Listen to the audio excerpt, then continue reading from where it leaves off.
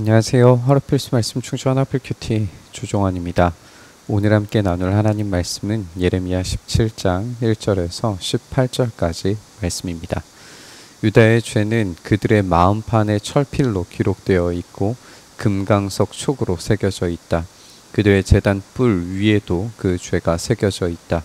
자손은 그 기록을 보고서 조상이 지은 죄를 기억할 것이다. 온갖 푸른 나무 곁에 높은 언덕에 들판에 있는 여러 산에 그들의 조상이 쌓은 제단과 만들어 세운 아세라 목상들을 기억할 것이다. 내가 나라 구석구석에서 지은 죄의 값으로 내가 내 모든 재산과 보물을 약탈품으로 원수에게 넘겨주겠다. 그리고 너는 내 몫으로 받은 땅에서 쫓겨날 것이며 내가 알지도 못하는 땅으로 끌려가서 내 원수를 섬기게 될 것이다. 너희가 나의 분노를 불처럼 타오르게 하였으니 이 분노의 불이 영원히 꺼지지 않을 것이다. 이스라엘의 죄는 그들의 마음에 새겨져 있고 제단 뿔, 그러니까 이 예배에도 새겨져 있다라고 말씀하십니다. 그들의 이 전적인 부패는 그들의 마음에 완전한 왜곡을 일으키고 예배를 오염시켜 버렸습니다. 하나님은 그런 예배를 역겨워하시죠. 그들의 왜곡된 잘못된 예배는 이 우상 숭배와 혼용된 예배였다는 사실을 우리가 살펴볼 수 있습니다. 이스라엘의 하나님, 이 만민의 하나님의 이 위대하신 능력에 복종하는 예배가 아니라 이 세상 신들과 혼합된 예배였기 때문에 하나님께서 그 예배를 폐기시키려고 하시는 거죠. 하나님은 그런 이스라엘의 죄의 값을 철저히 갚으십니다. 그들이 생각하지 못했던 나라에 끌려가서 원수를 섬기게 만드실 겁니다. 나 주가 말한다. 나 주에게서 마음을 멀리하고 오히려 사람을 의지하며 사람이 힘이 되어 주려니 하고 믿는 자는 저주를 받을 것이다. 그는 황야에서 자라는 가시덤불 같아서 좋은 일이 오는 것을 볼 수 없을 것이다. 그는 소금기가 많아서 사람이 살 수도 없는 땅, 메마른 사막에서 살게 될 것이다. 역시 우리가 계속 살펴보는 것처럼 이 우상 숭배의 근저에는 오염된 인간성으로 가득합니다. 우상 숭배는 다른 신을 믿는 것이 핵심의 문제가 아니라 사람이 만들어낸 환상을 섬기는 것이고 사람을 의지하는 것이고 그래서 사람을 착취하는 것입니다. 하나님은 그렇게 사람에게 완전히 초점 맞추어진 삶을 향해서 저주를 말씀하십니다. 아무것도 얻을 수 없는 땅에 살게 될 거라고 예고하십니다. 그리고 그 땅은 완전히 마르고 황폐하고 소금기로 가득 차 있어서 아무런 식물이 자랄 수 없는 그런 황폐한 땅입니다. 그러나 주님을 믿고 의지하는 사람은 복을 받을 것이다. 그는 물가에 심은 나무와 같아서 뿌리를 개울가로 뻗으니 잎이 언제나 푸르름으로 무더위가 닥쳐와도 걱정이 없고 가뭄이 심해도 걱정이 없다. 그 나무는 언제나 열매를 맺는다. 예레미야는 주님을 믿고 의지하는 사람이 받는 복을 꺼냅니다. 우리가 아는 것처럼 이 구절은 시편 1편을 떠올리게 만들죠.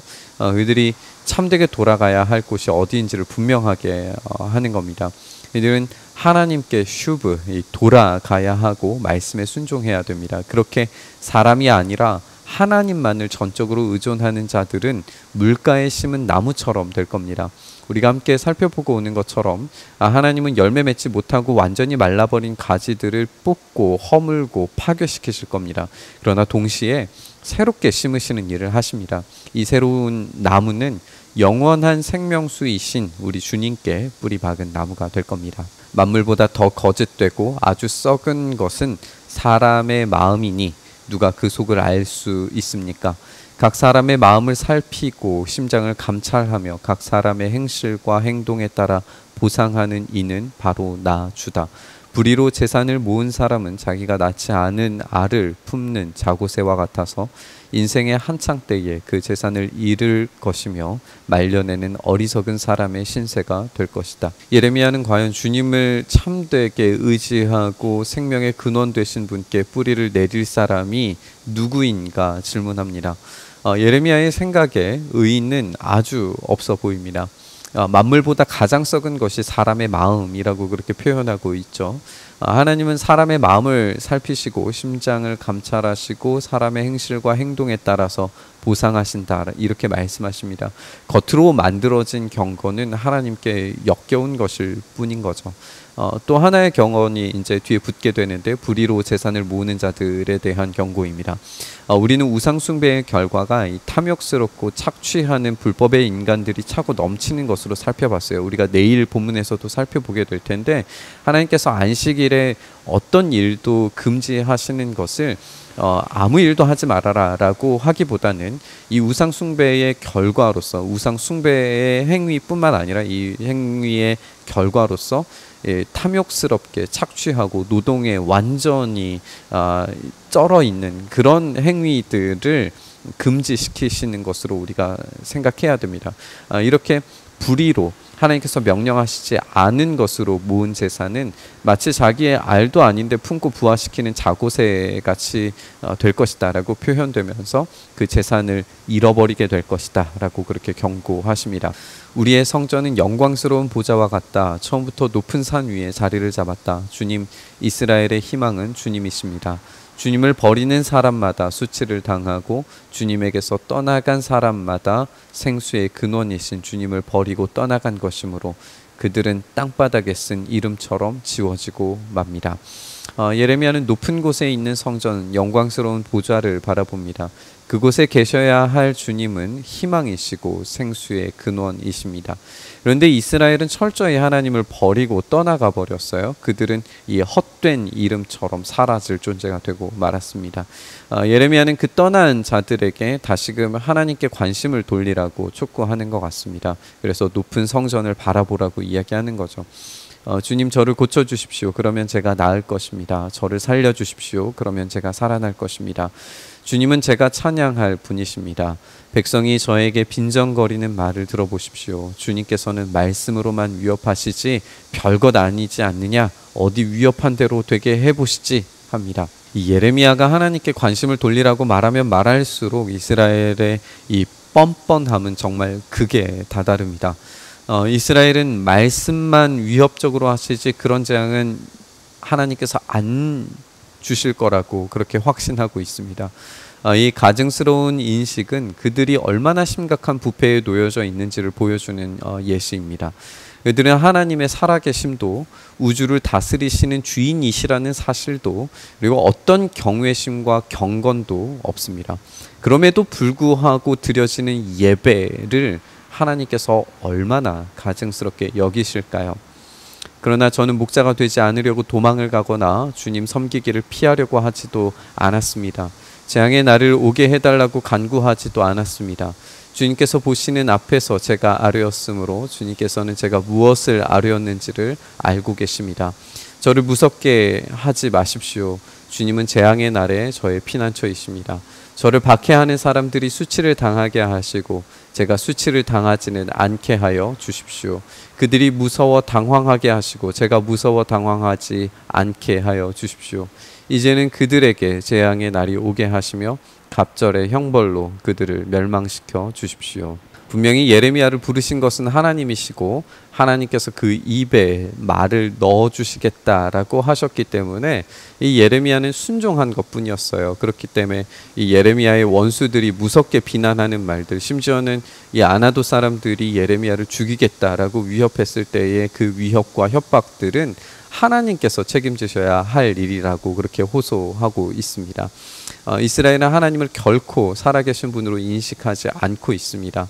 그들의 생각에 하나님은 일하시지 않는 분이라고 그렇게 여기고 있습니다. 그런데 예레미야는 다르죠. 하나님께서 이 재앙의 날에 피난처이시고 박해하는 자들을 향해서 대신 보복해 주실 유일한 분으로 고백하고 있습니다. 그렇기 때문에 이 예레미야는 간절히 호소합니다. 하나님의 말씀을 거부하는 이들에게 재앙과 보복을 주시라고 정말 간절히 호소합니다. 복수와 보복은 예레미야가 할 일이 아니라 하나님께서 하실 일로 고백하고 있는 거죠. 우리가 살핀 것처럼 이스라엘의 죄는 깊숙이 그들의 영혼에 새겨져 있습니다. 이 뻔뻔스러움과 가증함은 도를 넘고 있습니다. 그 속에서 이 생명의 근원, 해갈하는 물을 제공하시는 하나님께 뿌리를 박은 자들만이 열매 맺는 나무로 자라가게 될 것이라는 걸 우리가 보게 됩니다. 새로운 언약으로 들어가는 이들의 삶은 세상의 가치가 주입하는 이 오염된 물과 식물을 거절하고 오로지 참되고 영원한 생명의 물을 얻기를 간절히 바랍니다. 오늘 우리가 바로 그 생명의 근원이신 우리 주님께 우리의 뿌리를 내리는 자들이 되기를 소망합니다. 우리 주님께서 제공해 주시는 것으로 먹고 마시는 자들이 되길 바랍니다. 그때야 비로소 우리의 참된 정체성, 우리의 소명이 회복되고 어떤 세상의 두려운 심판과 위기 속에서도 하나님만이 피난처 되심, 또 우리를 신원하실 수 있는 분이시라는 사실을 확신 있게 믿게 되는 줄 믿습니다.